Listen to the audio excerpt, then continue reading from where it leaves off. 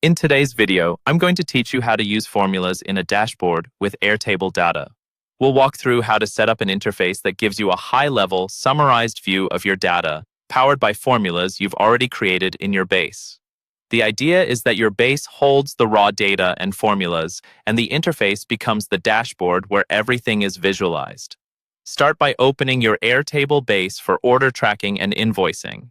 Once that's open, look along the top menu for the Interfaces option and click on it. This is where you'll build dashboards and custom views on top of your tables. On the Interfaces screen, choose the option to build it yourself. This lets you control the layout and the types of elements you want to show, instead of relying on a preset template.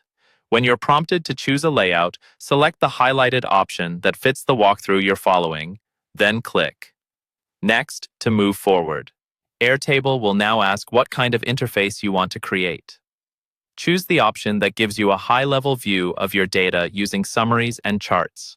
This is important because it's what allows you to surface formula-powered metrics like totals, averages, or status counts. Once you've selected that, click Next again. Next, you'll pick which tables you want this dashboard to be based on. Start by selecting the Design Projects table. After that, choose the Tasks table so you can report on work in progress or completed tasks.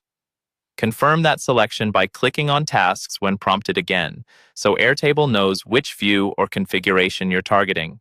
Then do the same for your Invoices table.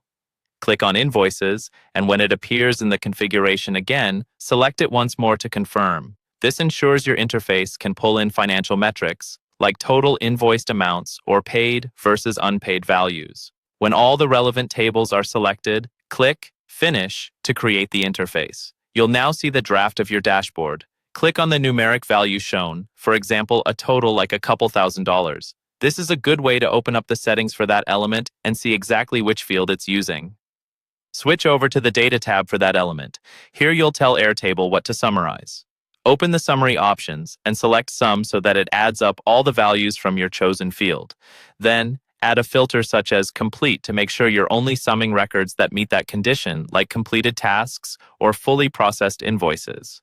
Finally, click the highlighted area to confirm your changes and apply them to the dashboard.